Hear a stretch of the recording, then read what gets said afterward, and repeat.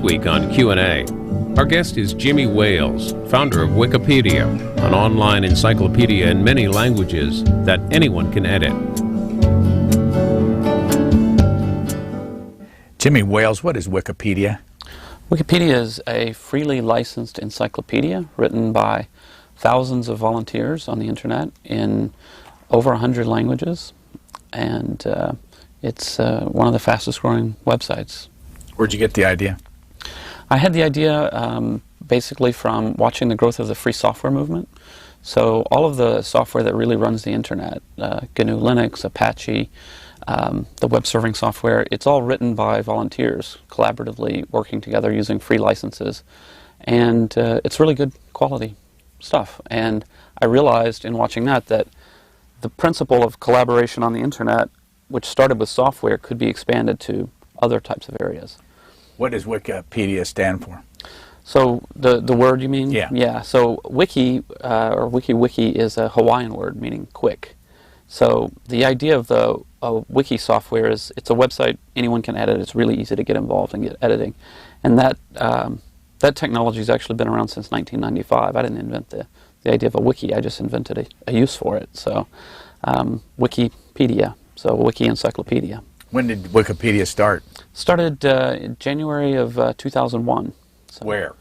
On the internet. So at the time I was living in California.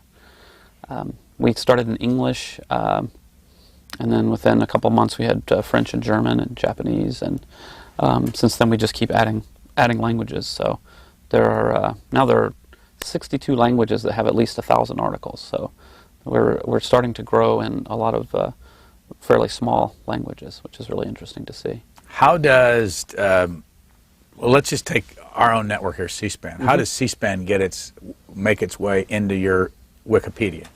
Right. So I'm sure C-SPAN has more than one article about it. Anyone who sees, or if someone mentions C-SPAN and realizes, well, there should be an article, then they'll just put a couple of brackets around it in the text that they're writing. If the article doesn't already exist, then it shows up as a red link, so people will know, oh, there's no article yet. And they click there and they can just start writing. And then as people are writing the article and saving it, every change goes to the recent changes page so that the community can monitor what's going on. One of the big misconceptions about Wikipedia, people imagine that it's something like 1 million people each adding one sentence each, and somehow miraculously it becomes something useful. But in fact, what actually makes it work is the community. There's a really strong community of people behind the site, and they're in constant communication by email and IRC chat rooms and things like this. And so they're monitoring every change that goes to the site. There are people who are looking at it and vetting it and trying to see if it's good or not. As I was doing, using Wikipedia to do the research for this interview, I kept thinking, when will Google or Yahoo put Jimmy Wales out of business? And then as I read further, you're in business with him in some way.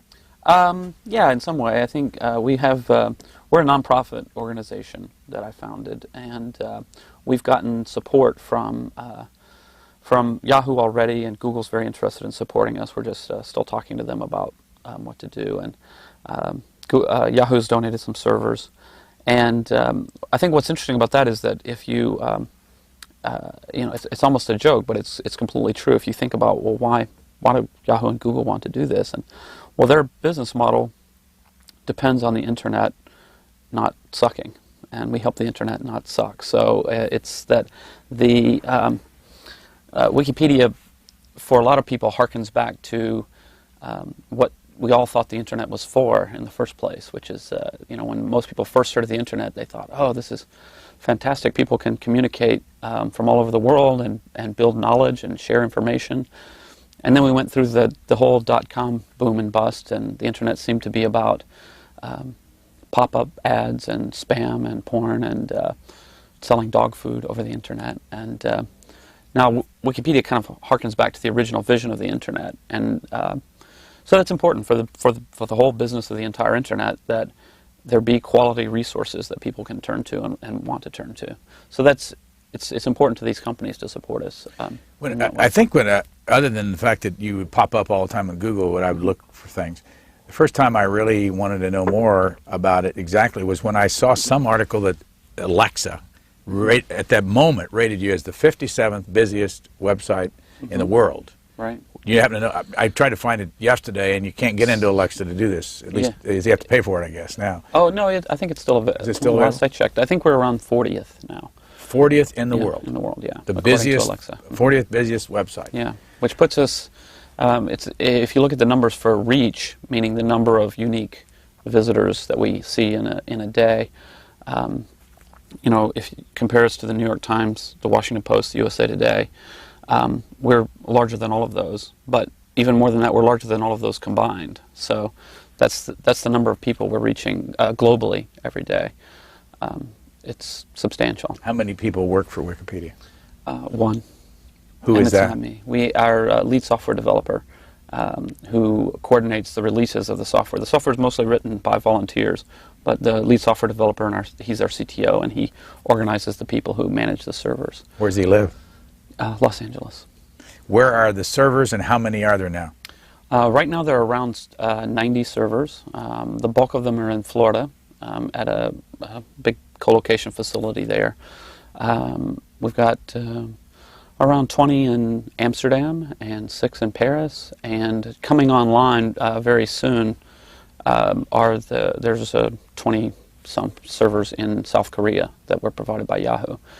And then there's 20 more on order, so I think within the next few months we'll be at 150 servers. And they're really overloaded at the moment, so it's really a challenge growing the technical infrastructure. But we've got a lot of good people working on it. How old are you? I am 39. I think that's right. How can you afford to do this nonprofit at this stage in your life? Well, I made enough money. I used to be a futures and options trader, and I'm not a wealthy person, but I'm a person who lives within my means. So I have enough money to live, and I can't think of anything cooler to be doing. So this is what I do. We get, to run the website, obviously, it's to buy all the servers and pay for the bills and things like that. We get donations from the general public. We're in the U.S. we're a 501c3 nonprofit, so people can deduct it on their taxes. And then in Europe we have a German chapter and a French chapter, and they're going through the process of becoming tax exempt there as well, because we get a lot of donations from Europe and Japan and all over the world. So so far we've had very good success raising money. The fundraisers that we've had, we end up going over what we asked for. So we just finished a fundraiser where our base goal was $200,000, and I think we raised around $240,000. And so the outpouring from the general public has been quite good, and so it doesn't cost very much. You're saying $240,000 a year?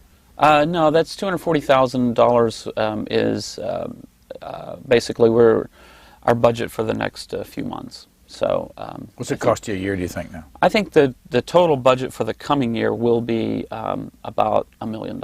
That's my estimate. The budget for the past year was a lot less, but we were a lot smaller.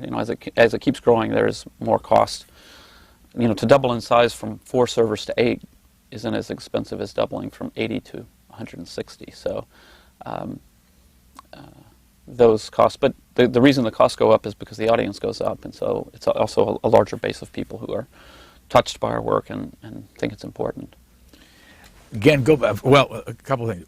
How many unique viewers a day right now? I'm not actually sure about that, because since we don't have any advertising on the site, we don't have any immediate need to know that number. So I actually sent Brian, the one employee, I sent him an email last night saying, I really need this number. Everybody keeps asking me, so he's supposed to get me that number soon. Just give me a ballpark. You have any idea at all? It's in the millions, yeah. A day? And the number that I do know is that we're doing about, at this point, we're doing about 2 billion page views per month. So 2 billion pages served every month. So that's a lot of encyclopedia articles being delivered.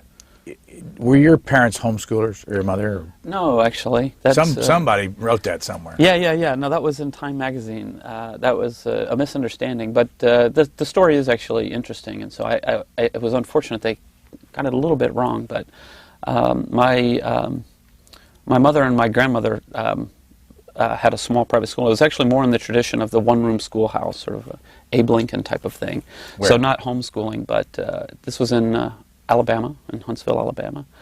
So not homeschooling, but yeah, in a sense similar. It's a very unique educational upbringing. So in this school we had, there were 4 children in my grade most of the time, and we grouped together 1st through 4th grade and 5th through 8th grade.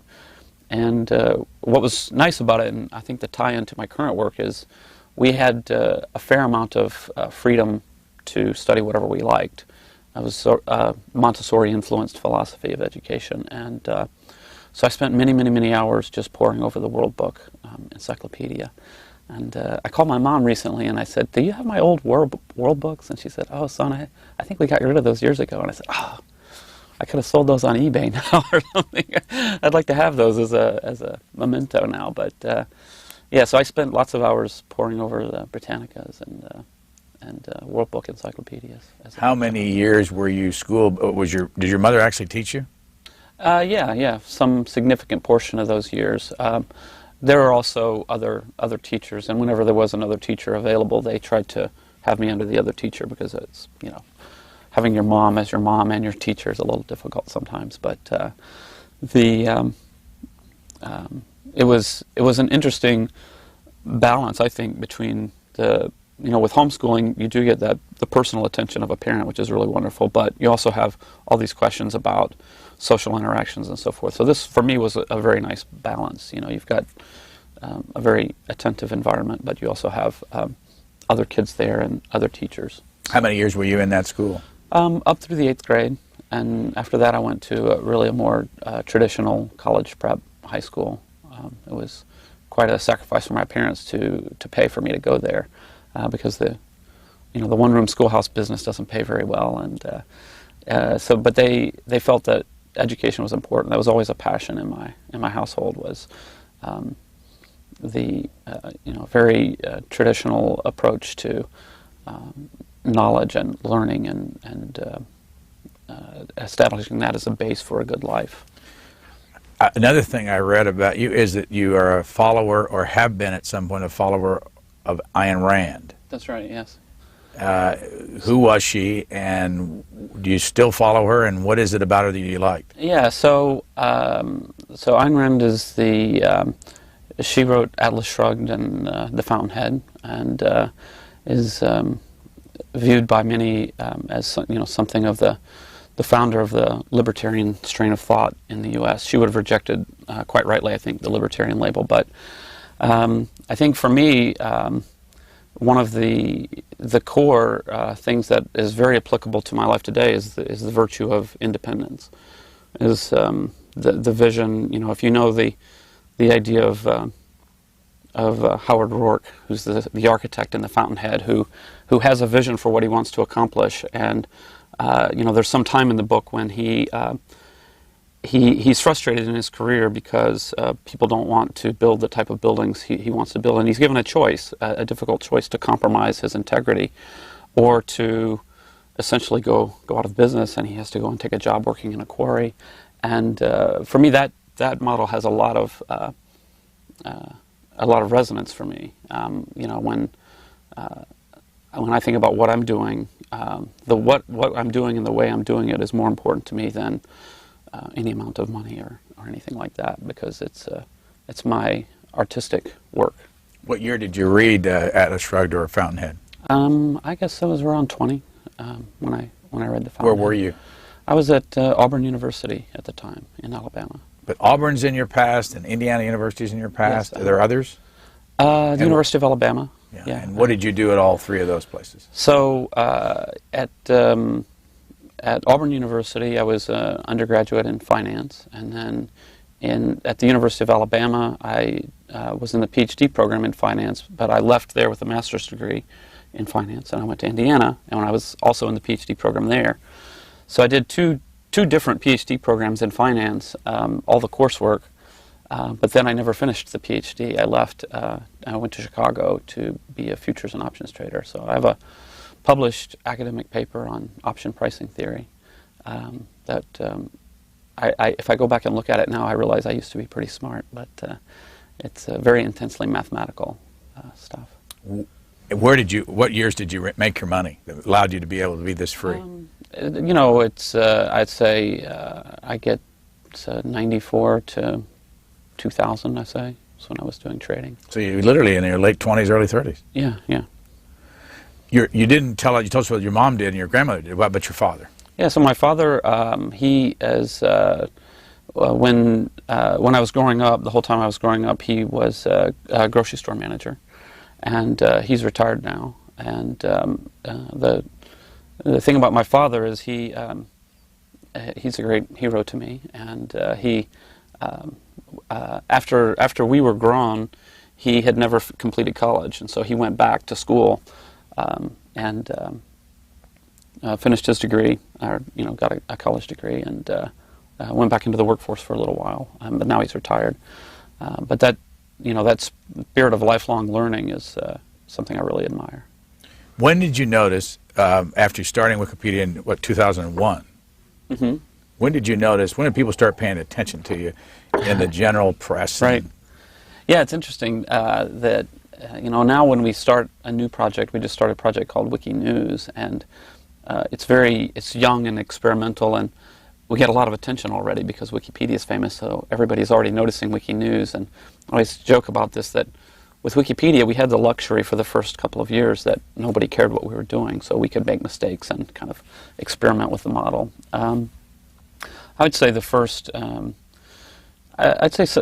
first real notice we started to get was pretty early on. I remember on September 11th, so we started in January, and September 11th, the New York Times called me, which seemed very strange to me. But it was unrelated to September 11th, and I said, well, why are you calling me today? And they said, well, we still have to put out the paper. So, it was the technology editor, and they said, well, there's nothing, we just have to put out the paper. So that was the first major news article. But even then, it was sort of trickling for a while. But now it's become really, we get a lot of attention everywhere. You mentioned the Time Magazine article that got it wrong on your homeschooling, but they also got it wrong on your during the Kerry Bush campaign of of your computers, your software freezing. Explain that. Right. Yeah. So one of the interesting things about Wikipedia is that people you naturally assume that, particularly on controversial topics, that the big debates within the Wikipedia community would be somehow roughly the party of the left versus the party of the right. But it turns out on those types of topics, it's actually the party of the thoughtful and reasonable people and the party of the jerks. And those aren't left or right. They can come from all sides. You've got jerks. So within the community, there's never really been any real controversy about, say, the George Bush article. Of course, the article's edited a lot, and there are a lot of editorial disputes over exactly how to word things, but there's no real fundamental question that the article should be comprehensive, factual, sourced. It shouldn't be a one-sided political rant on either side. It should discuss criticisms of the president, and it should discuss support of the president. And so the article has always been fine within the community, but there are sometimes vandals. So people come in and they just think it's funny to post a disgusting picture or something. Replace Bush's picture with a picture of Hitler. Well, we revert that within a minute because it's the community. So there's I mean, you don't even know who does that. Well, I mean, I can look it up. I mean, you can on the site. Part of the reason the site works is you can be anonymous, but the people in the community have a consistent identity, and so there's accountability. So people gain reputations within the community for doing good work. So you can look at the history of the article and see who's fixing the vandalism and things like that. And even, ordinary, reasonable people who intensely dislike the president will agree that an encyclopedia article shouldn't replace his picture with Hitler. I mean, it's ridiculous. So we had to, we always have to lock articles from time to time when they're under a particular attack. But who does that? The administrators, the people, the community. So within the community, people can be elected as administrators and can lock articles and block IP numbers. So if somebody's causing trouble, they can be blocked from editing temporarily. And but but we had to lock the article for less than 2% of the time. The Bush and Kerry articles were locked for less than 2% of the time during 1990, or during 2004, I'm sorry. And so what Time had reported is that Wales had to lock the article for most of 2004, and that was mistaken on two fronts. One, it should have said we did not lock the article for most of 2004, but also that the article sort of gave the impression that I personally had something to do with it, and that's really not accurate. It's the community that cares for it. Why did you make this nonprofit and not for-profit? Well, I'm from very early on when we started it, it was I conceived of it as 2001. It was still kind of the tail end of the dot-com era, and I wanted to try something, and I thought at the time that it could be for-profit. But once we started building the community and I started giving it more thought, it really made more sense. It's neutral, educational. It's volunteer effort. People have among the motivations, and this is what really drives me, is the idea of there's huge problems in the world of ignorance, and ignorance causes war, terrorism, poverty, and so this charitable mission of saying let's give a freely licensed encyclopedia to everybody on the planet really captivates people, and that really makes more sense to do in a nonprofit framework. That the volunteers really wanted it that way, and so I just said, well, let's do that. But you now have other wikis that are for-profit? That's right. Yeah. So explain how you did that and what kind of wikis are you putting together? Right. So one of the most important famous Wikipedians is Angela, and she's on the board of the foundation, elected by the community. And she and I founded a company, WikiCities, which we're using the same technology, but it's not about the technology really. It's about the social structure and the social model of bringing people together, and how to build a community of thoughtful people who can do something good. There's lots of communities on the internet that are not healthy. They're sort of argumentative, difficult environments, but we try to build a healthy, friendly environment and say, no, let's all work together to do something useful. And but the idea is there's lots of types of things people want to do that are perfectly valid that don't fit under the rubric of the nonprofit educational mission. So, for example, we have some of the early successful sites would be we have a Star Wars site where people are documenting the entire history of the series and doing community pages to discuss the philosophy or the theories of what's going on in Star Wars. And how do you make money then? That has advertising on it, so that's advertising supported. And how big of operation do you have off on the side, like all these for-profit companies you put together? Well, that's it's still very small. So we're finishing a round raising some investment money to buy more servers, and in a for-profit context. So this is the other reason that being in the nonprofit made sense. In the nonprofit right now at Wikipedia, literally right now the servers are running and I'm not watching them, and Brian is probably not watching them, but there are a couple dozen system administrators who voluntarily they have root access to log in, and they monitor the site, and if the server goes down, they reboot it, and they're monitoring. And they don't work for you. Right, but they do that in the nonprofit. They're not, and that's one of the reasons it was so important for Wikipedia to be in the nonprofit. We couldn't afford a staff to manage a server farm of 150 without having advertising on the site. And so being in the nonprofit enabled us to do that, because people are willing to contribute their time to a nonprofit. They're not willing to, volunteer to be, to the Make Jimbo Rich Fund. And that's what people call you, Jimbo? Yeah, that's my online nickname. Usually it doesn't end up in print, but sometimes it does. Don't they also call you God King?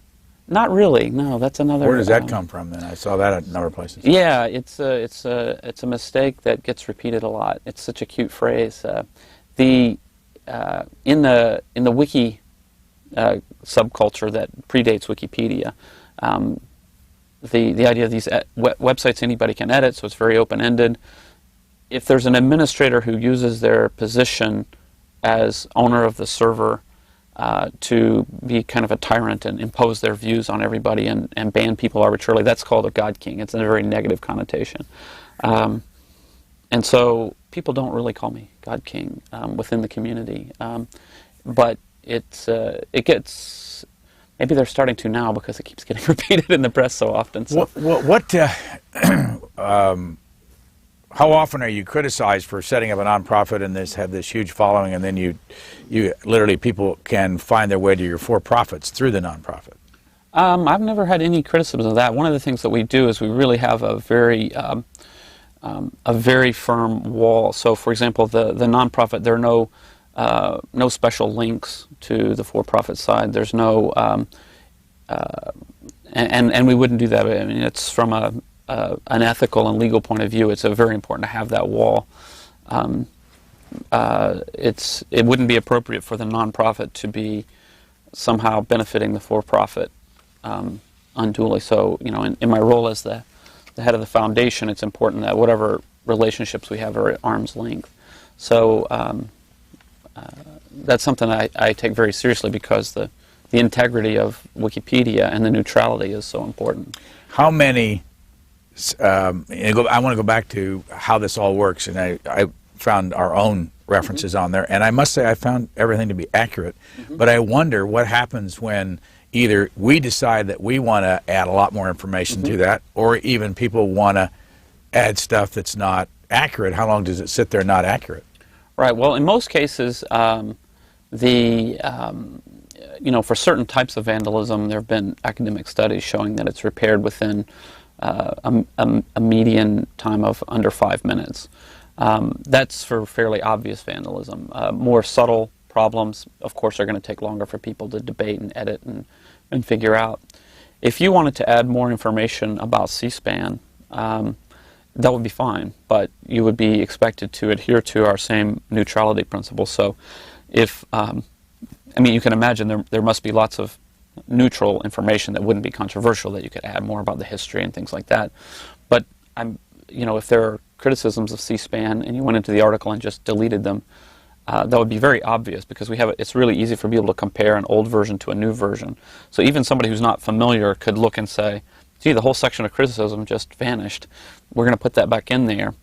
On the other hand, it can be perfectly legitimate if there's the example I always give, and it is actually a fictitious example, so I don't want to imply anything, but a company like Nike, for example, who has been criticized for their labor practices, but they also have, on their website, they have a full defense of their labor practices. And if they looked at the article on Wikipedia and they said, well, this is really a one-sided thing, it doesn't show our point of view, it would be perfectly appropriate for them to come into the article and say, Nike has responded to this point by saying so-and-so. That would be fine. What wouldn't be fine is if they came in and said, well, we're going to delete the criticism. They wouldn't be able to do that because the community would react quite actively against that. So, participation by people writing about themselves in some way is inherently problematic. I encourage people who have biographies of themselves to really try not to edit those biographies. Leave a comment on the talk page or something like that. But you find people doing that kind of thing? Yeah, on occasion. But most people who do just, say a famous author may show up and say, well, there's information that's not here that should be here, and they edit it, and it's really no problem. Well, no, I was really getting at is if somebody's watching this right now and said, I want to be on Wikipedia, but I'm not, can they start? Oh, they could start, but there is a whole community process for the deletion of articles. So we have several rules that constrain the scope of the encyclopedia. What are those rules? Well, one rule, for example, is verifiability. So if you want to write about, most people, you say, well, I want to write about the street where I live. Well, there's really no information that other Wikipedians can verify about the street, and so we would have no way of knowing if you were hoaxing us or something. So those articles can't stay. That's one way, if most viewers say, oh, well, I want an article about myself. Well, if you're notable in some way and there's press coverage of you and things that people can verify, that'll be fine. Probably preferable that you don't write it yourself. There's something a little tacky about writing an article about yourself or Wikipedia. But for most people who would think that, our answer would say, well, that's fine, I'm sure you're a wonderful person, but we can't find any information about you, so there's no way we can confirm you're not just making things up, so that would be deleted. So that's one. No original research is another rule. Explain that. Well, most of these rules have really a dual purpose. They have the purpose, the epistemological or intellectual purpose of saying this is what an encyclopedia should be like. But there's also a social purpose, which says somehow this rule helps us to get our work done collaboratively. No original research. The original formulation of this came about when we realized that we were getting contributions from physics crackpots, of whom there are a great many on the internet. So people have their own personal theory of magnetism that they made up, and they want to write about it in Wikipedia. Well, this is obviously inappropriate because as an encyclopedia, we're not a peer-reviewed academic journal. We're not qualified to assess new research. And that started in physics, and it's kind of obvious there, but it's also true in history. If somebody has a new theory of history, they need to run it by academics. They need to get it published in a real place. We're not qualified to evaluate that. We are qualified to look up the sources and say, well, yes, this was published in the Journal of History. We can talk about it, but new research can't be done. So from the point of view of it, it's the right thing for an encyclopedia to do. It's good. But then also socially, it's much easier to tell someone, instead of saying you're a lunatic and your theory of magnetism is nonsense, that's hard for people to hear, and then they just get mad and cause trouble. But if you can say, thank you for your wonderful submission. Unfortunately, we can't do original research. Please go get it published somewhere. Then you can treat people with respect, even if you think they're a little dodgy. So somebody in the community who you probably don't know will tell that person, we're not ready for you, you're out. Yeah, yeah. But what if the person wants to appeal that? Well, within the community, there are various social processes. So we have, for the deletion, there's a page. It used to be called Votes for Deletion, but they just changed the name of it the other day, and that's sort of in flux. They're changing the process.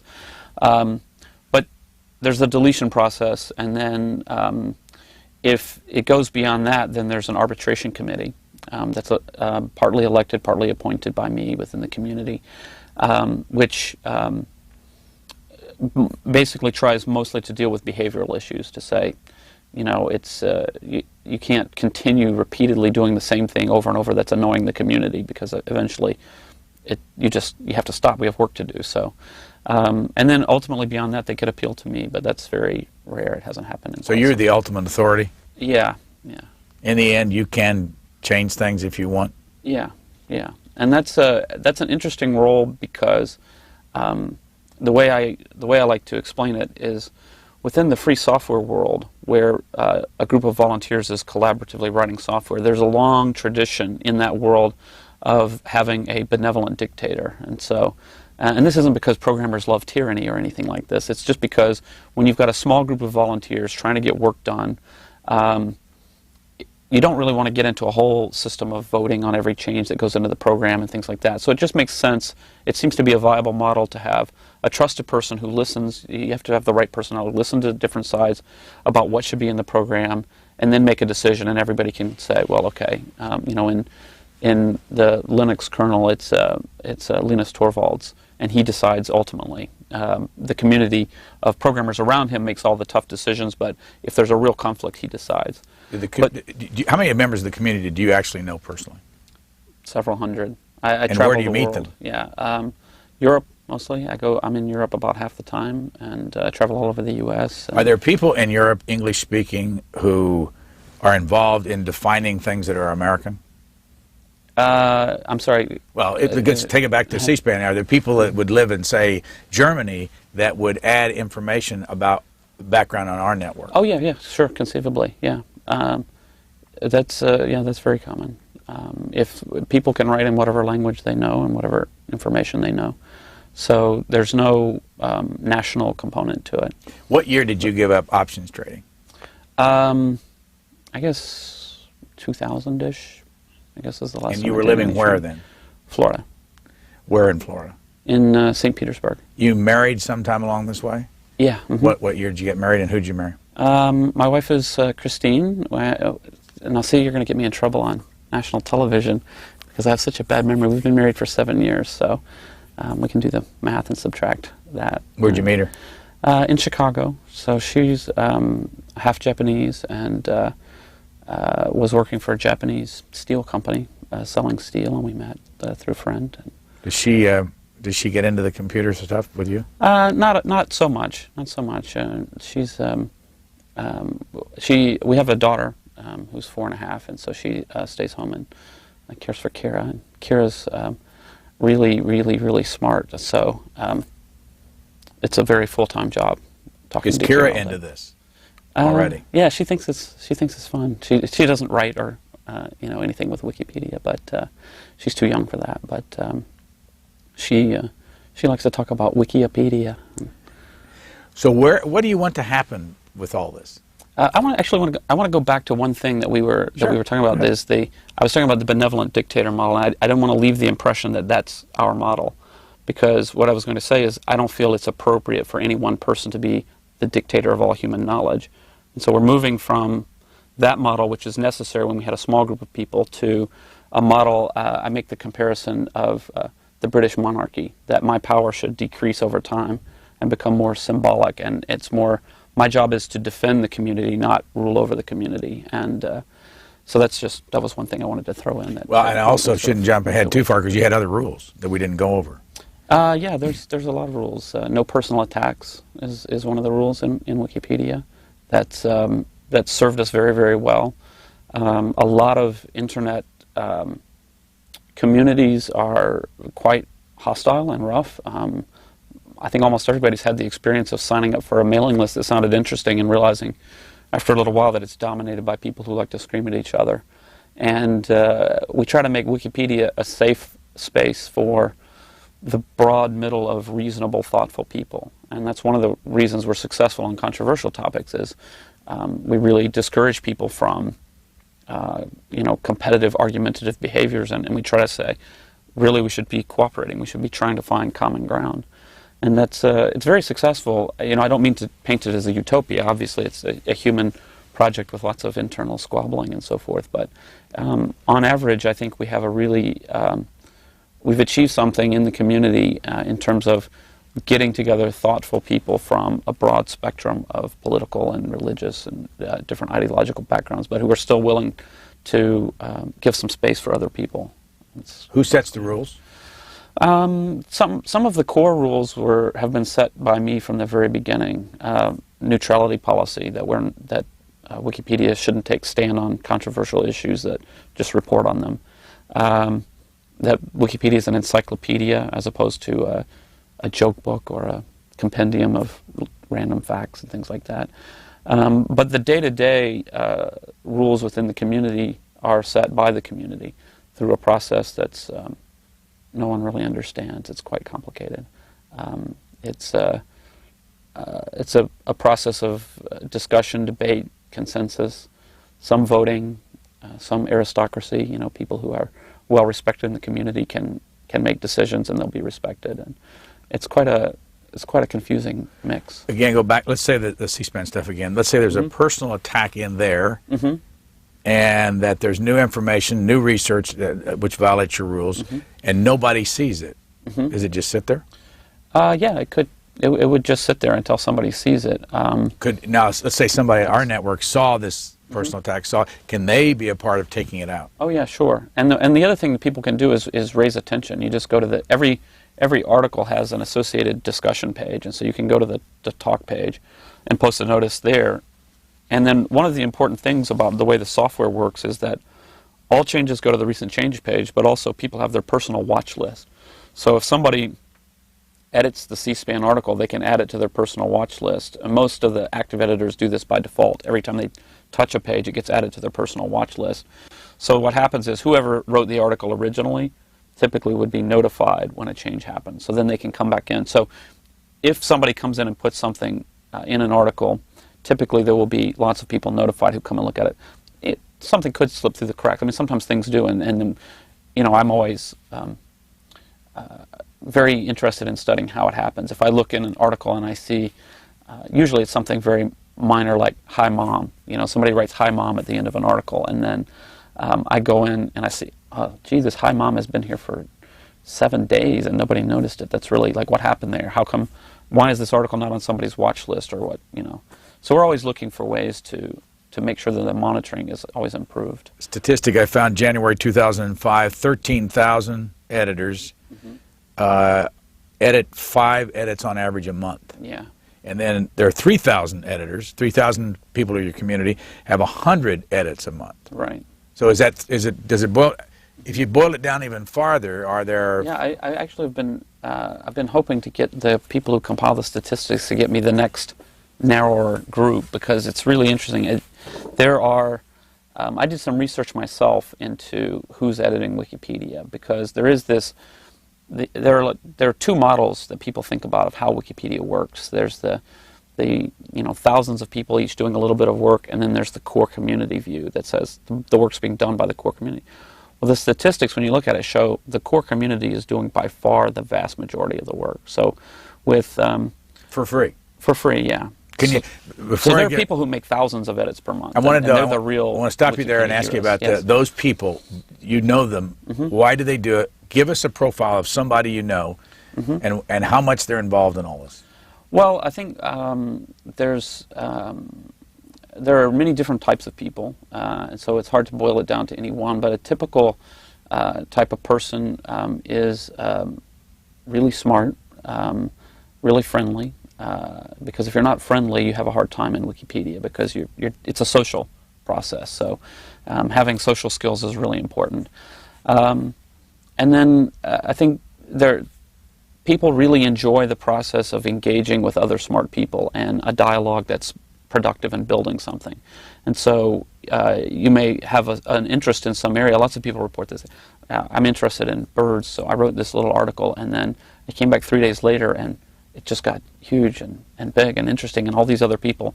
There's a whole group of people who write articles about trains, the history of trains, in unbelievable detail that, for me, I know nothing about trains, and I was shocked to find. But there's a little subculture of people who are really hobbyists and very interested in trains. So that's type of people, and there's the immediate fun of the process, but then there's the bigger picture thing. The people feel it's freely licensed, meaning anyone can copy, redistribute, modify, commercially, non-commercially. You can do anything you like with our work. And people really feel that this is something that's very important, that this idea of an information commons in an era when most of the copyright debate is about kids stealing music, right? That's the way it's usually framed. But for us, the whole concept of free culture and sharing on the internet, it's not a concept of consumers trying to get something for free. In our case, it's a concept of producers, people who are actually creating something, trying to use to share it. And so that big picture vision really motivates people through the boring bits. Could I take a lot of material on one subject off Wikipedia and publish it in a book and not pay any copyright? Yeah. Is anybody doing anything like that? Yeah, there have been a few small projects. I think the one thing is our name is a trademark, and so you have to be careful about. You can't just use our logo and pass off your work as ours. So a proper credit. You have to follow the rules of the license, which are pretty easy. But yeah, people are perfectly able to do that, and that's something that we really encourage. And we really actually are very eager to see that sort of thing happening with educational materials in the developing world. So the idea that some entrepreneurial publisher in India will realize they can publish a full encyclopedia for a fraction of the cost of Britannica and have a market for it of people who they can't afford Britannica or a traditional resource, but they can afford the price of printing. That's something I would be very excited to see. I know you're going to know this name because he's outspoken against what you're doing. Robert McHenry, former editor-in-chief of Encyclopedia Britannica. I've got an article from Tech Central Station, copyright 2005, and actually this was written November 15th, 2004. Right. Last paragraph. The user who visits Wikipedia to learn about some subject, to confirm some matter of fact, is rather in the position of a visitor to a public restroom. I know you've seen that many times. Yes. It may be obviously dirty so that he knows to exercise great care, or it may seem fairly clean so that he may be lulled into a false sense of security.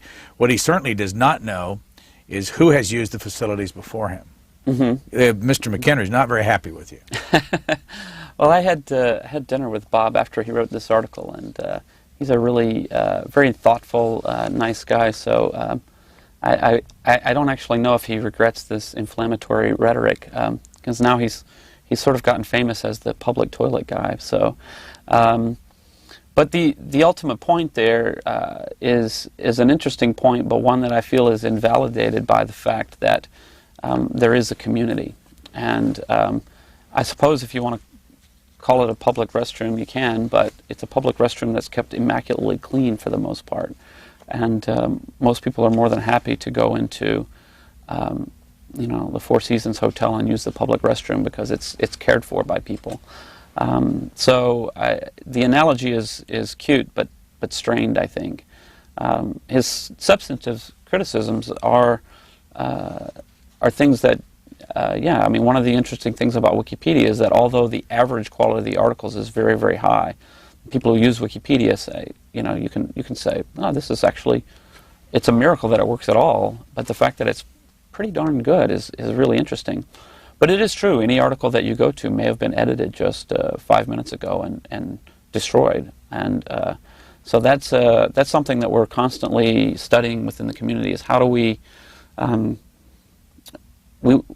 particularly when we think about going into CD-ROM or print, which is really necessary for our goals with respect to digital divide and developing countries. How do we identify particular versions of articles that we can say, well, this is the one, this is the clean one, and this we don't know about? So that's an ongoing discussion in the communities. How do we get from our always in progress, always edited site to a 1.0 stable version that we can say, well, these are articles that have been vetted by the community and that we feel are good enough in some sense. And that's our goal. Our goal has always been Britannica or better quality. We don't always achieve that. I don't know. I used to think so, but I just was in Germany, where Wikipedia is really big in Germany. It's the readership is about 50% higher per capita in German-speaking countries than English-speaking countries. And Brockhaus is the publisher of the Britannica-style traditional encyclopedia, and their sales are up 30% in the last year, even though Wikipedia is going through the roof. And I think there's a certain, maybe there ends up being some complementarity to it, that there was sort of a period of time when people said, well, who needs an encyclopedia anymore? You can just look in Google. And when you look in Google, the information hasn't been vetted, and it's just some random person's webpage. How do you trust it? So Wikipedia helps people to remember that, hey, there is actually something to having a group of people edit and monitor and put a level of trust to information. And so that makes Brockhaus more appealing, makes Wikipedia more appealing. So it's hard to say. You're going to recognize this also. I stopped participating in Wikipedia when funding for my position ran out. That does not mean that I am merely mercenary. I might have continued to participate were it not for a certain poisonous social or political atmosphere in the project. Larry Sanger. Who is he? So Larry was an employee of mine who was editor-in-chief of prior project, Nupedia, and was the first editor-in-chief at Wikipedia. And he was never comfortable with the very open social model. He tends to come from a more of a Britannica school of thought, of vetted experts reviewing content. And that's essentially a philosophical difference between he and I about that sort of thing. He calls it anti-elitist. Yeah, and I actually feel that's wrong. I think that I'm, in my own way, I'm much more elitist than Larry even. But it's the difference between, it's perhaps anti-credentialist. To me, the key thing is getting it right. And if a person's really smart and they're doing fantastic work, I don't care if they're a high school kid or a Harvard professor. It's the work that matters. And you can't coast on your credentials in Wikipedia. You have to enter the marketplace of ideas and engage with people. I feel like his views on the social environment are a bit outdated. He hasn't been in the project for quite some time, and so. How long was he there? I was there for the first year-ish, something like that. Nupedia was what? So Nupedia, I had the vision for a free encyclopedia, and in 1999 I founded and funded Newpedia. And what we didn't understand at that time is how to build a community and how to empower a community to do good work. So we had a lot of people really interested in the project because the vision of a free encyclopedia in every language is quite appealing to lots of really smart people. But our software, it was a very traditionally designed review process. There were 7 stages, and you had to submit your article, and then it was reviewed by professors, and it was really not much fun. I knew it wasn't going to work when I personally sat down to write an article about Robert Merton, who won a Nobel Prize for option pricing theory. So I said, oh, well, I have a published paper in the area. I know something about this. And I sat down to write the article, and I felt like I was back in graduate school because they were going to give my paper to professors to review. I was going to get comments, and you might get a C grade or a B grade or something. It's a very different feel from Wikipedia, where you just plunge in, and yeah, if it isn't that great, that's fine. Somebody else will pick it up and take it on, and it doesn't have to be a full, complete article. You can just write one paragraph, and you start off by saying who he is. And in French Wikipedia, they came up with a fantastic phrase. They call it the piranha effect, which is you start with a little tiny article, and it's not quite good enough, so people are picking at it, and sort of a feeding frenzy, and articles grow. So Newpedia, ultimately, we worked very hard and had a lot of good people working, and we got very, very little done. And so we started looking around, and we found the wiki software, and we said, well, let's put it up on the web and invite the Newpedia volunteers. In fact, the reason it's named Wikipedia is actually that we were afraid that the Newpedia volunteers were going to hate it. And so we didn't want to put it up on the Newpedia website and upset people. So we said, well, let's put it somewhere else. We'll put it. Wikipedia is a good name. So as you said, wiki is a Hawaiian word yeah. for quick or speedy. Right, that's right. What's the story? Is it? I'm probably not pronouncing it right. Is it Bomis? Mm-hmm. Bomis.com, was that right? it? Yeah. Uh-huh.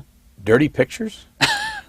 That's a much exaggerated story. So yeah, Bomis is a search engine and web directory. Yeah.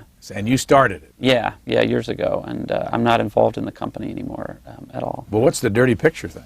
Well, Bomis it's a search engine, so there's all kinds of content on there, and Bomis always had a market similar to, say, Maxim magazine. So it's kind of a guy-oriented search engine. But yeah, now the story is much exaggerated by through history. So something I struggle with constantly, but at some point somebody said you drove a Hyundai, but then there was a parenthesis around it. No, he actually has a Ferrari. Well, I do actually have a Ferrari. It doesn't work at the moment, and my Ferrari costs less than most people's SUVs. So what are you going to do with all this? I mean, what's your real goal in this? You want to change the world? Yeah.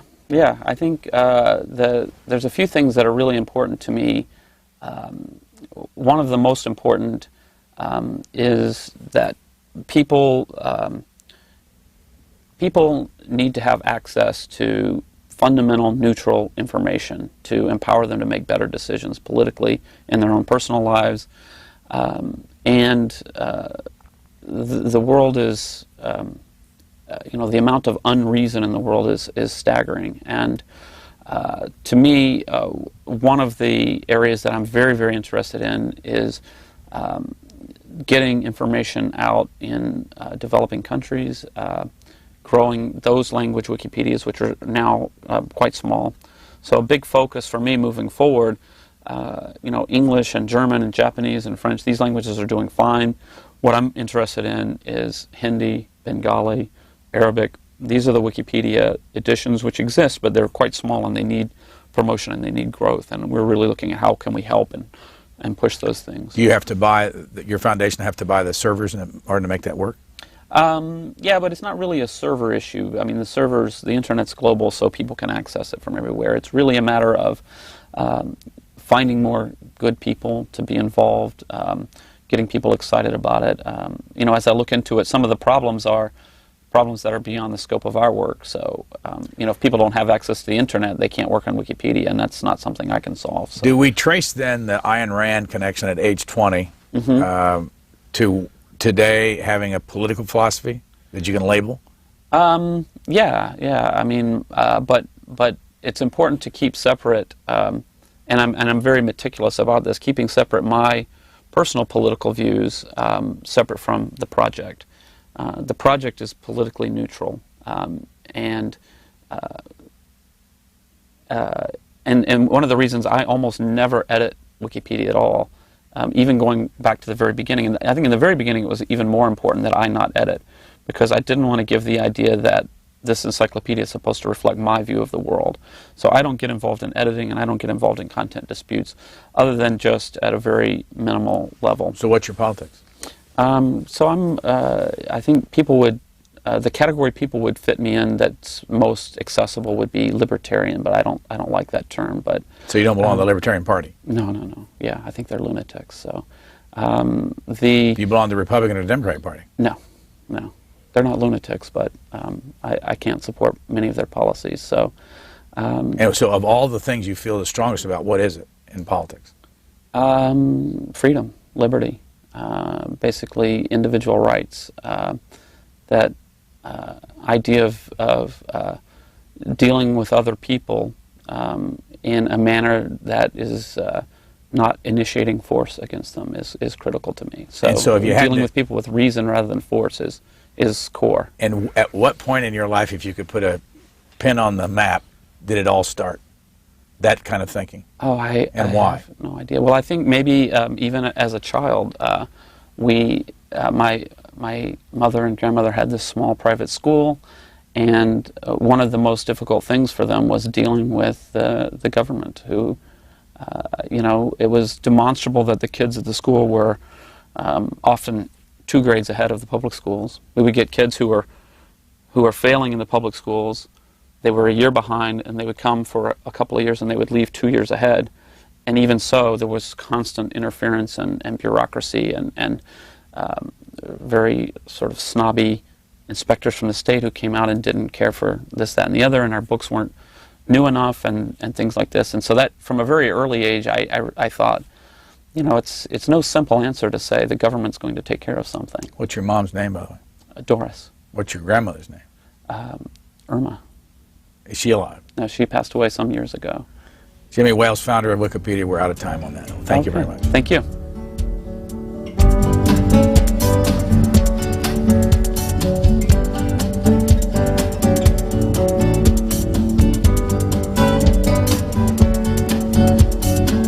For a copy on DVD or VHS tape, call 1-877-662-7726.